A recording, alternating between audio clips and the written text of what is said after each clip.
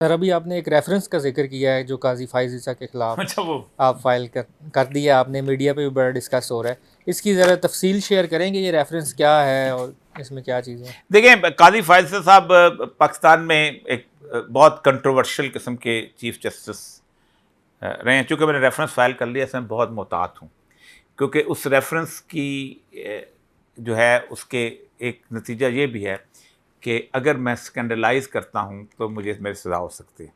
यानी अब मैं फ्रंट पे आ गया हूँ, तो इसलिए बहुत मोहतात। इज़्ज़त माब, योर लॉर्डशिप, काजी फायज़ साहब कंट्रोवर्शियल अपने 13 जनवरी के फैसले के ऊपर हुए थे।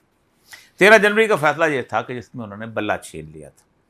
इस बल्ले को छीनने के बाद अभी भी आप कभी उनकी देखें तो तमाम उनके फेलो जजेस जो हैं वो भी यही बात करते हैं कि उसी 13 जनवरी के फैसले के बाद सारा बहरान पैदा हुआ है। आज जो कुछ हो रहा है उसी फैसले की वजह से हो रहा है। लेकिन उन काजी फायज़ के फैसले के बाद पाकिस्तान की कौम ने इतना रिएक्ट किया है कि उन्होंने उस बल्ले के छीनने को जो है उसको नल एंड वाइड करार दे दिया। पूरी कौम ने एक तमाचा मारा।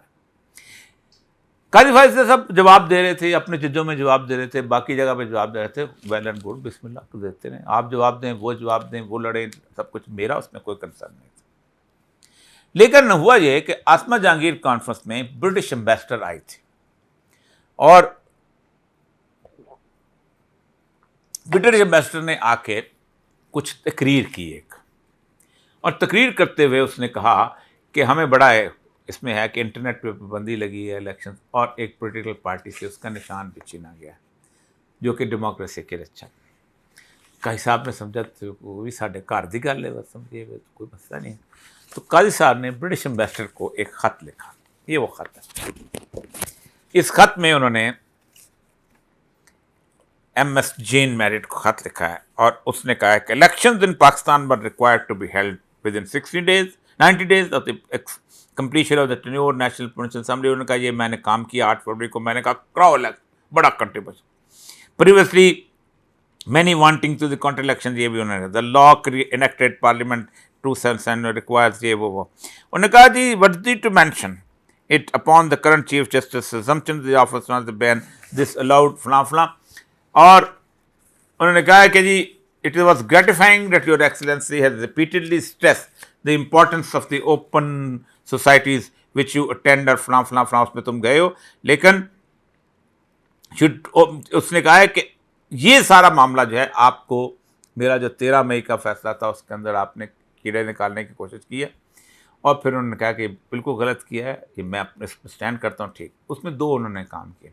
एक तो यह है कि एक रिव्यू पेंडिंग है उनके सामने, तो बीइंग ए जज उसके ऊपर तबसरा नहीं कर सकते थे, अपना माइंड बता दें।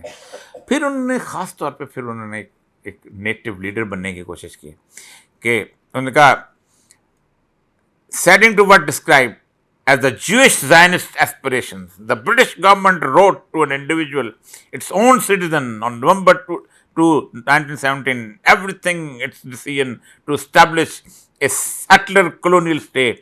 This decision was not voted upon by the people of the area who were, उन्होंने कहा तुमने ये किया Zionist state में, let's step back from the principle of the settlers' ethnic superiority, deaths of the thousands of children and thousands of more innocents may unjustifiably keep. उन्होंने कहा let's be honest and acknowledge past mistakes in the spirit, जैसे वो 2 बड़े बड़े सिकंदर और porous शहनशाह का सलूक होता है। Let's be honest to acknowledge the mistakes, और फलां उन्होंने ये किया। तो Supreme Court of Pakistan has acknowledge the mistakes made by सिपा, हमने एक्नॉलेज किया और हम कहते हैं कि हमने पुट्टो का केस किया।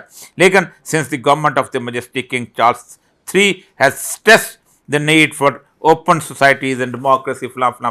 और फिर उन्होंने इसमें लिखा है कि जनाब आपने ये गलत किया, और साथ उन्होंने कापी भेजी है Lord Robert John Reed, President of the Supreme Court of the United Kingdom को, और Baroness Sue Lester Lady Chief Justice of the England and Wales को भी भेजी कि जनाब तुहाडे इन्वेस्टर से गल्लां कर दी, इसको बुलाओ और इसको कहो कि तुमने क्या कर रहे हो। तो इसके ऊपर बेसिकली ये है सुप्रीम कोर्ट की, सुप्रीम जुडिशल काउंसिल के रूल्स। कोई नहीं जा रहा था। हुआ ये कि 3 मई को काजी साहब ने ये लेटर भेजा, अपने रजिस्ट्रार को कहा कि लेटर लिखो। रजिस्ट्रार ने लेटर लिख दिया। फिर उसके बाद उनको पता चला कि वो प्रेस में नहीं आया, तो फिर वो लीक आउट कराया गया। वो लीक आउट हुआ तो उसके बाद ये मुख्तलिफ़ किस्म के जो इसके साथ मैंने लगाए हैं, ये प्रेस के जो हैं, ये भी उन्होंने ये भी प्रेस में दिया, फिर उसके बाद ये प्रेस में दिया, दूसरा खबर दी उन्होंने, तो ये सारे उन्होंने आया जब, तो फिर भी खामोशी थी। 30 मई से लेकर आज कितने हो गए, 1 महीना हो गया, कोई जा ही नहीं रहा था। जिसको देखो वो कहते हैं जी हमारे खिलाफ फैसला कर देगा। मैंने कहा पहली बात तो ये है कि 200 मुल्क हैं दुनिया के अंदर, किसी एक मुल्क के भी चीफ जस्टिस ने कभी लिखा खत इस तरह किसी को?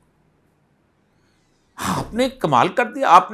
आपको शौक है ज़्यादा खत किताबत का, आप इस्तीफ़ा दें, आप जाके तो फॉरेन सेक्रेटरी लग जाएं कि जी मुझे फॉरेन बड़ी फॉरेन सेक्रेटरी लग जाए, या जाके चीन में जाके इलेक्शन लड़ें या कोयटा में जाके इलेक्शन लें, फॉरेन मिनिस्टर लग जाएं और उनको ठीक ठाक जवाब दें। लेकिन बीइंग चीफ जस्टिस आपने 2 वायलेशंस की हैं।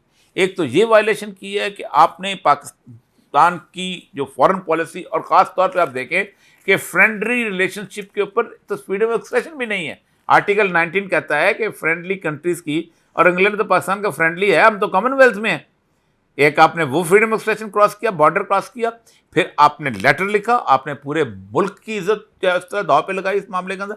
और तीसरा यह है कि आपके सामने एक केस पेंडिंग है कि आप 13 जनवरी के फैसले के ऊपर आपके रिव्यू जारी है। आप लोगों को बता रहे हैं कि मैं, इसका मतलब है कि अब तो अगर रिव्यू है तो आपको नहीं बैठना चाहिए, बल्कि पीटीआई को इसके ऊपर अपील करनी चाहिए कि भाई इसको नहीं बिठाओ।